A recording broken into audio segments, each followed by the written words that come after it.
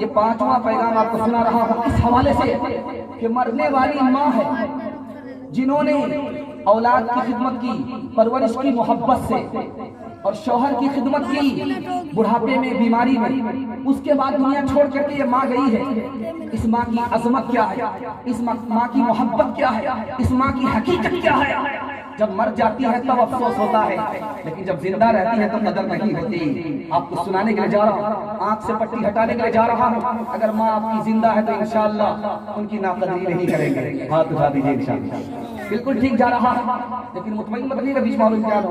ध्यान दीजिएगा, मैं आपको सुनाने के लिए जा रहा हूँ।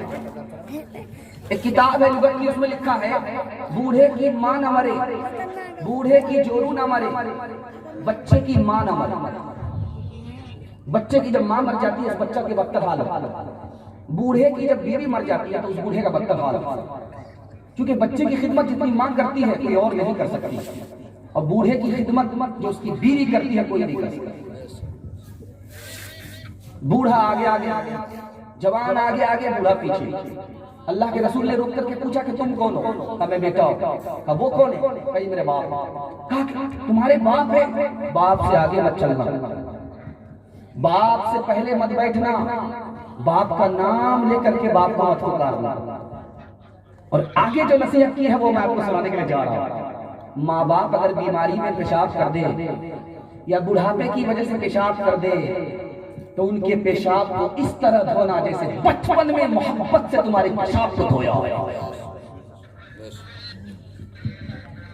जवान की शादी हुई, पहली शादी है, जवान रुखसत करके पहला दिन है, बीवी को लेकर गया। बीवी ने देखा कि माजूर बुढ़िया पड़ी है, शौहर की माँ माजूर है, मजबूर है, तो कहा कि ना बाबा इस घर में मैं नहीं रहूंगी, इस घर में रहूंगी तो इस बुढ़िया के बोझ को मुझे उठाना पड़ेगा, या तो इसको जंगल में फेंक दो या तो मुझे इस घर में रखो। ज़नमुरीद था, औरत का दीवाना था, माँ को ले जाकर के, बूढ़ी माँ को ले जाकर के जंगल में फेंक दिया। एहसास हुआ कि भेष बदल करके देखना चाहिए कि माँ को शेर ने खा लिया, माँ जिंदा है या मर गई। जब भेष बदल करके माँ के पास गया तो देखता क्या है कि बुढ़िया रो रही है, जिंदा। पूछा कि क्यों रो रही हो? कहा कि मेरा बच्चा मुझको अभी फेंक करके यहाँ से गया है, मुझको उसकी जान पर तरस आ रहा है कि कहीं भेड़िए ने उसको खा तो नहीं लिया। कहा कि मरने दो उस जालिम को जो तुम्हें इस हाल में छोड़ करके चला गया। कहा कि वो समझे या ना समझे, आखिर तो मैं उसकी मां हूं। शौहर बीमार पड़ा हुआ, बिस्तर से उठने का नाम नहीं ले रहा। डॉक्टर ने जवाब दे दिया, माँ बूढ़ी है, बीवी जवान है, रोज बिस्तर से उठाती है, बिस्तर पर लेटाती है, कपड़ा बदलती है, कपड़ा पहनाती है, कपड़ा उतारती है, कपड़ा पहनाती है। पूछने वाला जब आया कि ये कौन है? कहा मेरा शौहर है। क्या इसको क्या हुआ? का जल्दी तुम जलाल तो इस बला को उठा, मरता भी नहीं है कि जल्दी से मस्जिद में ऐलान हो। ये कान से सुन रहा था, ये कहता है कि लोग गलत बोलते हैं कि बीवी माँ से बढ़कर की होती है। मेरी बूढ़ी माँ हमारी खिदमत करते करते नफरत नहीं करती है, उकताती नहीं है, बूढ़ी होकर के मेरी खिदमत कर रही है। जवान बीवी उकता गई। लोग गलत बोलते हैं कि बीवी माँ से बढ़कर के होती है, माँ के बराबर भी नहीं हो सकती। माँ की अजमत क्या है, एक नमूना आपको देने के लिए जा रहा हूं। अल्लाह के रसूल के पास जवान आया, घबराता हुआ, या रसूल अल्लाह मसला पूछने के लिए आया, मुझसे गुनाह हो गया। कहा कि गुनाह छोटा है कि बड़ा? का बहुत बड़ा गुनाह है। कहा कि बड़ा गुनाह भी छोटा हो जाएगा, छोटा गुनाह भी माफ हो जाएगा। कहा कि वो कैसे? तुम्हारी माँ जिंदा है? कहा हाँ। माँ से दुआ करा लो, बड़ा से बड़ा गुनाह छोटा हो जाएगा, छोटा गुनाह माफ हो जाएगा। माँ की हकीकत मोहब्बत के हवाले से आपको सुनाने के लिए जा रहा हूं। अल्लाह माँ की कद्र, अल्लाह माँ की इज्जत अजमत हम सबके दिल में दाखिल फरमाए। ध्यान दीजिएगा, मैं आपको सुनाने के लिए जा रहा हूं। माँ बेटे से नाराज है, बात नहीं करती है, लेकिन जब खाने का वक्त आया तो बेटी से कहती है कि बेटी देखो तुम्हारे भाई ने खाना खाया है कि नहीं खाया। क्या मतलब हुआ? नाराज तो है, दिल से नाराज नहीं है। माँ की हकीकत बताने के लिए जा रहा हूं। 3 जुमले में माँ की हकीकत आ रही है। आपको सुनाने के लिए जा रहा हूँ, आंख से पट्टी हटाने के लिए जा रहा हूँ, बड़ी उम्मीद के साथ इंशाअल्लाह माँ अगर इंतकाल कर रही है तो आप उनके लिए दुआ करेंगे, सदका खैरात करेंगे, अगर माँ जिंदा है तो उनकी खिदमत करेंगे। माँ पहले बच्चे को खिलाती है उसके बाद खाती है, माँ पहले बच्चे को सुलाती है उसके बाद सोती है। अगर रात में पेशाब बच्चा कर दे तो बच्चे में खुद सो जाती है, बच्चे को सूखे में सुलाती है। छोटा बच्चा माँ के मुंह पर तमाचा मारता है, माँ उसको चूम लेती है, बदला नहीं लेती। एक मिसाल पर पैगाम खत्म कर रहा हूँ। चीन में जलजला आया, मलबे के नीचे माँ भी दब गई, दूध पीता बच्चा भी दब गया। 10 दिन के बाद मलबा हटाया गया तो माँ भी जिंदा निकली, दूध पीता बच्चा भी जिंदा निकला।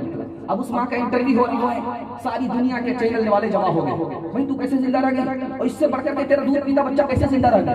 तो उस माँ का इंटरव्यू सुनिए। माँ दूध नहीं पिलाती है, जिगर पिलाती। ध्यान दीजिएगा, जब माँ का इंटरव्यू हुआ तो माँ ने कहा कि जब तक मेरे पेट में दाना पानी था तो मैं अपने बच्चे को दूध पिलाती रहती, जब मेरे पेट का दाना खत्म हो गया तो दूध आना बंद हो गया। अब जब मेरा बच्चा रोने लगा तो मैं घबराई कि मैं इसकी जान कैसे बचाऊंगी। तो मैंने सोचा कि मेरे पास दूध तो नहीं है लेकिन खून तो है। मैंने उंगली को छील करके खून पिलाया, 5 उंगली छील करके खून पिलाया।